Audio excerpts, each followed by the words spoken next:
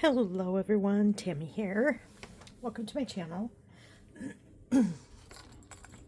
Today I'm sharing, or I'm participating in a new hashtag, new to me, and it is hosted by Sassy Southern NC Girl, and her hashtag is called Jenn's December Challenge.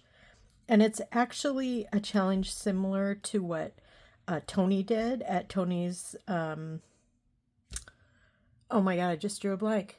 Tony, I love your channel. I watch it all the time. I think it's Tony's Magical Creations. Do I have it?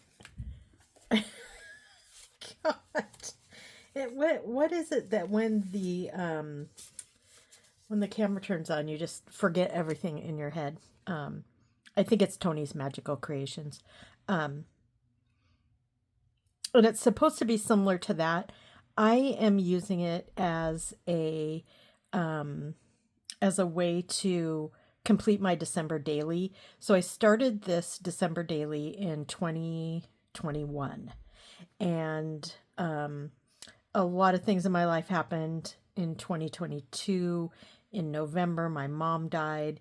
In 2023, I was diagnosed with cancer and was in the middle of chemo treatment. In December last year, I got really depressed in October, November, December, and I didn't really do much at all.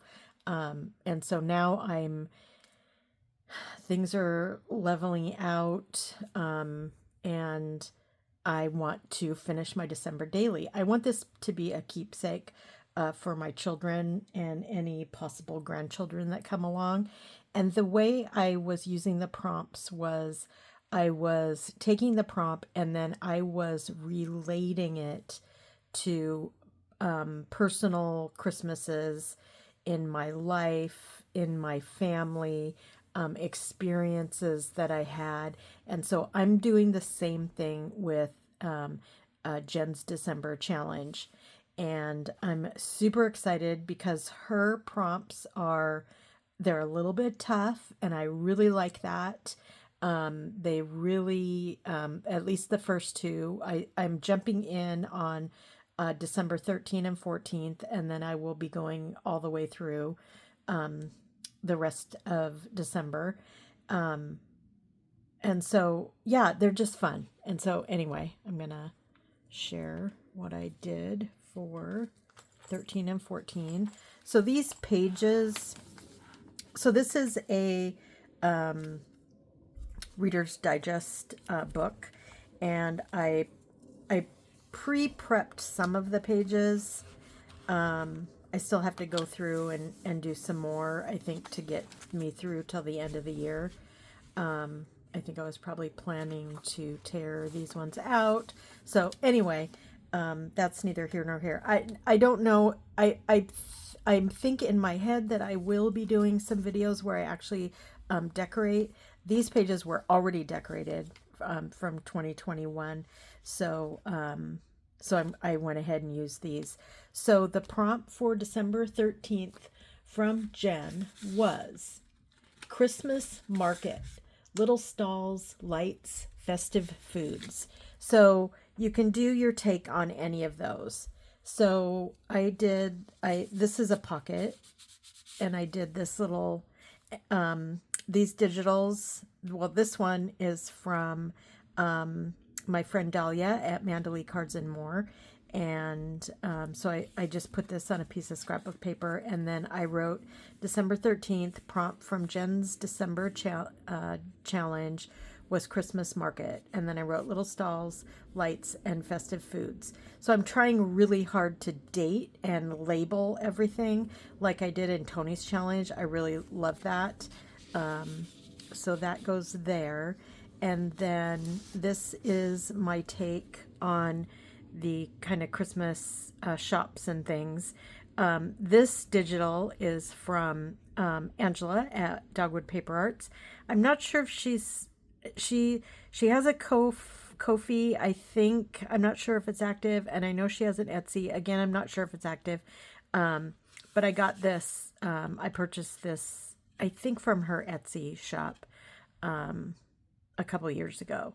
So anyway, that's what this is, and I thought this was great. It's a little shop, and I wrote about how my mom and I, for 1 year and possibly 2 years, we made things and sold them at little Christmas markets. And when we didn't sell at Christmas markets, like later after my son was born, we would go to a ton of Christmas markets and we would buy gifts for people. We would get ideas of things that maybe we could make.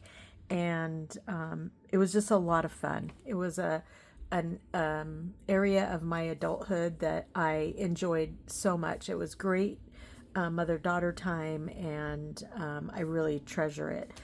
So that's what I wrote about for December 13th. And December 14th, I do maybe at some point want to do something snowflakey to put in here, because the prompt for the 14th is frosty windows. And then I think the things that she lists gives you help you with ideas. So she had crackle paste, ice crystals, silhouettes, things like that. So I found, so this digital is also from Dahlia at Mandalee Cards and More. And it was a window. And I put some stickles on it so it looks frosty. And you wouldn't think that I have a story from, my life about frosted windows, but I do. And so I wrote about it. And this is the other. So this was I could have cut it and just used this one, but I liked the idea of this folding around to a snowman on the other side. And so I did not cut it. I just folded it over and glued it on there. So in the house that I grew up in, our windows were up higher and they were long. So they went almost the width of the wall in our bedroom. So they were long and like maybe only 2 feet, 2.5 feet this way, and then long that way. And so in order for me, when I was a little kid, to be able to see out my window, I would have to stand up on my bed and look out the window. And I did this when we were on snow watch. So if the weather person said that we were going to have snow, I was watching. And up at the top of the road, we were the 4th house down from the top of the road, and it wasn't a busy road, but it was a lined road. So it had a yellow dividing line. So it was kind of a main thoroughfare. And there was a light at the top, and out my window, I could perfectly see the light, and I could see if it was snowing. You know how the snow looks in the light when it's coming down. And there were times where it was cold enough that I had frost on my window. Sometimes the frost was even on the inside. And, we had a very old house, and we had single pane windows. And, so I talk about that on the back of here. And I don't know, I haven't really read ahead on a whole bunch of the prompts, but another really cool thing that when I think of frosted windows and I think of being on snow watch is I think of my mom. Well, my mom used to put us to bed early, like at 7:30, and we would normally fall asleep fairly quickly, but then she would wake us up if it started snowing. She was one of those moms.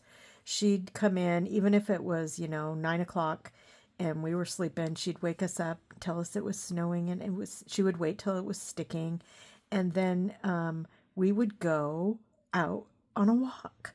Like she would take us out, and we'd either walk up the hill to we had a Winchell's Donuts, and we'd go up there and she'd get us hot chocolate. And when we were a little older, we'd actually walk probably about and the Winchell's was only like 2 blocks away, if even. It was really close. And the other place she would take us when we were older was Herfy's, and that was probably close to a mile. But yeah, that's what we did. That's what she did when we were growing up. She didn't even bat an eye to wake. I would never wake my kids up when they were asleep. No way and no how. For one, my son would never go back to sleep because he would think he was done sleeping. He sleeps better now as a 30 something, but even a couple of years ago, he still only slept 4 or 5 hours a night. So he's been able to get his sleep regulated where it should be. But he was like that as soon as he was born. That baby, he never slept. He slept.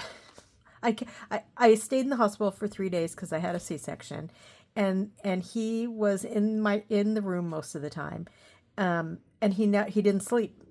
As a newborn baby, that boy was wide awake, looking at the world around him. He didn't fuss too much then at the hospital when he was a newborn because he was just taking it all in. But and I said to the nurse, I go, shouldn't he be sleeping? And she patted me on the arm and she said, I'm so sorry, honey. So, obviously she had seen babies like this before, and she knew he would be not a good sleeper, and he was never a good sleeper. Oh my God. If he fell asleep for 5 minutes in the car, that was his nap for the whole day. And he would get so crabby, but he wouldn't go to sleep. Anyway, I digress off into the weeds just about this frosty windows, from my mom waking us up. And they're really great memories. So I hope that when I am no longer walking this earth, that, my daughter and son will pull this out at Christmas and read some of the Christmas memories. And